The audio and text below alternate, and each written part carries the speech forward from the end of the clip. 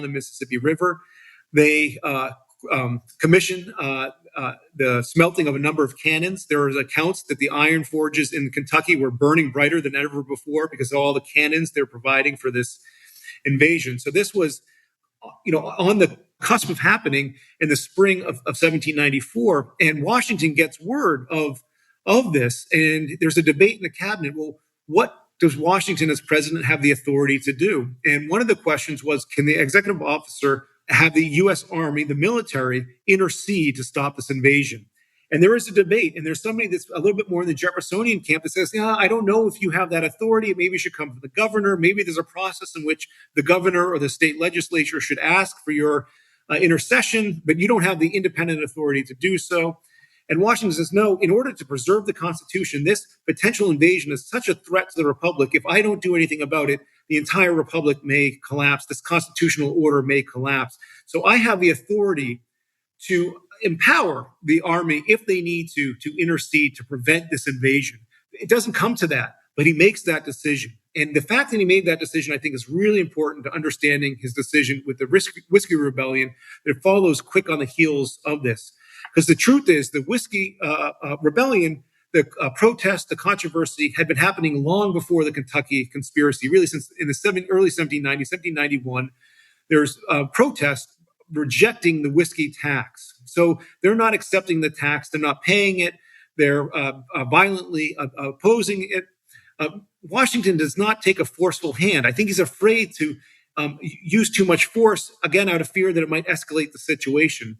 Well, after he makes that decision in Kentucky, and after the violence itself in Pennsylvania escalates, Washington then makes probably the most decisive action, the firmest assertion of federal authority that he ever does, where he mobilizes a militia to head out west to assert federal authority.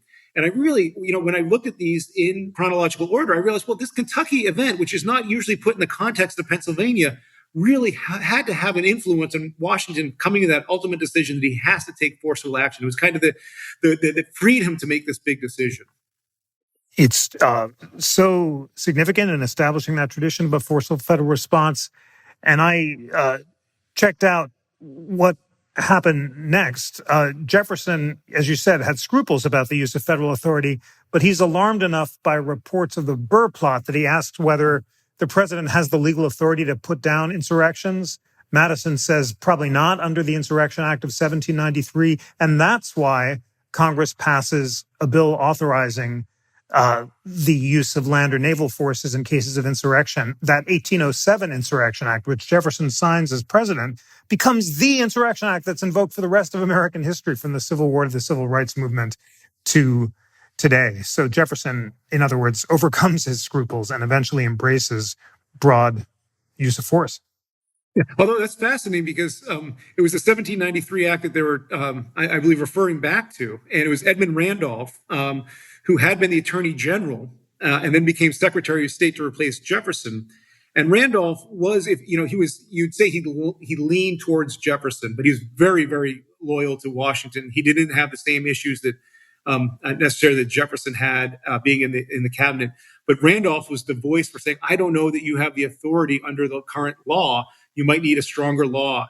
And that actually is what kind of leads to the 1795 Act. But so it's interesting that Randolph had a similar interpretation as Madison would have in 1807. And they decided to create a much clearer law that gave the authority they needed. And yet not so clear that it's ended the debates. The debate about distinguishing between riots and insurrections, of course, continues up till today. Well, let me ask you to take a beat on your earlier book, Frontier Rebels, The Fight for Independence, the American West, 1765 to 76. You begin with the rebellion of the so-called Black Boys in Western Pennsylvania, who are upset at the Brits for not helping them repel the invasions by Native Americans, and trace that story up until the Revolution. Any parallels between those revolutionary or separatist movements and the ones you discuss connected with the Michaux conspiracy? Yes, so this is exactly the frontier political culture that I was talking about. My earlier work was about the coming of the American Revolution, and I've written two books on it. One of them focused on this rebellion in 1765, the same year as the Stamp Act. So the same year that the Sons of Liberty are forming on the eastern seaport, there's a rebellion in western Pennsylvania, which at the time was the frontier, and a group of frontiersmen attacked a cargo of trade goods that were intended to establish peace with native people who were then at war with Great Britain during what was called Pontiac's War. And these individuals created really an ad hoc government in Western Pennsylvania. There were hundreds of rebels. They lined all the roads. They handed out passports. They created an inspection regime. And what I talk about is this was creating a real political culture. It was very similar to what was in Kentucky. Their complaints were almost identical. We are in the West. We faced unique concerns. Those in the East who govern us, we don't have proper representation. They're not paying attention to our needs. And so we have to take government into our own hands. And this creates a real conundrum for the British Empire. It is kind of elided over during the American Revolution when everybody's kind of united in a common enemy, but then emerges soon thereafter. And I think a big part of America's political DNA, all the way up to the present, is this divide between urban and rural. I think that has been a defining part of our politics. We maybe don't pay as much attention to it as possible. And you can see this same political culture in 1765 as many of these individuals move further west and south, that they bring with them these same perceptions of government and of their responsibilities to really, when necessary, govern themselves. And so I do see a direct connection between the Kentucky plot and that in 1765. Wow. And is that connection between urban and rural reflected in the initial party divisions between Hamilton and Jefferson, between the Federalists and the Democratic Republicans, between the party of the financiers and the merchants and the party of the agrarian South and West? Absolutely. And that's where, bringing it back to the idea of this expedition, Jefferson really sees the future of America as he sees America in the West, because he had to create, it's called the safety valve, that if you didn't expand, population would be, hemmed in on the eastern seaport, and there'd be greater population, there'd be growth of more cities, growth of more industry. And Jefferson saw that as corrupting. He saw that as Europe. He saw Europe as this decadent area of luxury and corruption. And to avoid that, you needed to create an agrarian republic. You needed to expand westwardly, and you needed limited government, and you needed individuals to really govern and rule themselves. Every individual human, the idea behind a human farmer is that they own their own piece of property. They were bound to nobody but themselves. And so this absolutely is feeding into the very early partisan divides. You see Jefferson's strongest base of support in rural areas, predominantly. He has allies. There's something called democratic societies that actually form alongside this Genet conspiracy and the Kentucky conspiracy. These democratic societies are very often in rural areas like Kentucky, Western Pennsylvania, and they're essentially creating the infrastructure for the first party system, and they're supporting the Jeffersonian ideas. Many of these democratic societies will, when they form, they do so with a proclamation outlining their political philosophy, and it's directly aligned with the Jeffersonian vision. And so there is absolutely an urban-rural divide that is defining the very first party system, and I think does continue all the way, really to the present day, I'd argue. Absolutely fascinating. So much of American history dates back to that initial Hamilton-Jefferson divide, and in particular this year, or these years that you're focusing on, 1790 to 93, all the battle lines are drawn. Well, will take us back to the expedition and the after effect. After the plot collapses, what happens next? Yes, so the plot just kind of fades away, but this political culture continues in Kentucky. We've talked a lot about that. But there are some really interesting legacies, sometimes hidden. So Michaux himself, I argue, is probably the greatest natural history explorer of his generation. When he returns to France in 1796, he has covered almost all of Eastern North America. He travels as far north as the Hudson Bay, as far south as Florida, and all the way west to the Mississippi River. He identifies 1,000 new species of plants. He ships back 50 to 60,000 specimens to France. He also imports, for the first time, a number of plants and flowers that we see every day in our gardens. The mimosa tree is often credited to Michaux. Michaux is really part of this international exchange of seeds, all driven by this idea that if we exchange plants and crops, we can actually improve humanity. We can eradicate the famine because we'll be able to find more productive crops that we can introduce into our own communities. So Michaux's legacy is very much around us, surrounding us, sometimes certainly hidden every day here in America. Michaux ends up going off to Madagascar, where he dies. Jefferson, of course, never gives up this dream of a transcontinental expedition. And in 1803, he realizes that with Meriwether Lewis and William Clark. William Clark is the younger brother of George Rogers Clark, who was actually at the center of the Kentucky conspiracy himself. He was one of those generals willing to renounce his allegiance and invade New Orleans.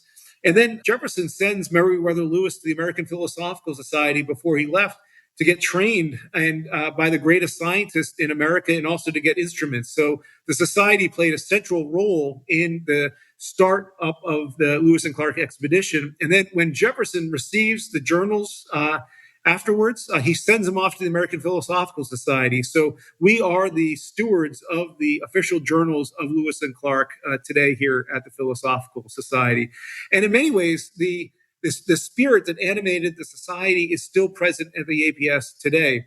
The APS is driven by this idea that the better we understand our world, the past and the present, the better we can make our communities today and also shape our future. And just like the society funded the Michaux expedition for eventually over $1 million of today's dollars it raised, they never spent it because Michaux obviously was redirected by the Genet conspiracy, but still the society has funded research for almost 300 years. Today, we spend over $2 million a year in small grants to young scholars conducting research across the globe. We have funded researchers in every corner of Earth except for Antarctica. But we want to find somebody we can fund in Antarctica. So if you're listening to this and you are a researcher and you do research in Antarctica, check out our funds. But we continue in that same spirit almost 300 years later. It is so moving to hear you describe the significant grants you make to young researchers across the globe in the spirit of that Jeffersonian grant to Michaux. And you end the book with a galvanizing pay in to the value of historical research. You say, I hope this book might show how historical research can be its own type of expedition in the past, that can only happen with the existence of archives that can serve the documents to tell these stories. Tell us why those archives are so crucially important in keeping the flame alive. Yes, I can't tell you how important it was for me to write this book. It was during the pandemic. And I was trapped in my house, and I had been working on a research project of Benjamin Franklin in Europe. And as the world shut down, my access to sources got smaller and smaller. And as librarian of the society, I realized I had at my hands this incredible library, and I had a question about this one document, the Michaux subscription list. And that document took me down a path that I could never have imagined, a path that led us to this fundamental question at the founding, which is, what is the meaning of citizenship? And as I think about the society's library that has 14 million pages of manuscripts, including the papers of 7 Nobel laureates, we continue to collect, especially in the history of science. We have the materials that relate to over 650 different Native American communities. We have one of the largest collections of endangered languages. Native communities are using our resources to reawaken dormant languages. And so it's these sources. How many hidden stories are buried in our vaults? How many stories can help us better understand who we are, how we've gotten to where we are, and how can we use these sources to improve our future? And without archives, none of this is possible. And I have to say, being in this field as a librarian, that the support for archives is not as strong as it once was. And I worry about our ability to sustain archives because, again, you never know what is hidden. It takes, it takes a researcher to discover something and follow these paths to reveal these fundamental things about our past. And so the support for archives, I think, is a vital national interest. It is urgently important. And I can't wait to visit you again to have one of our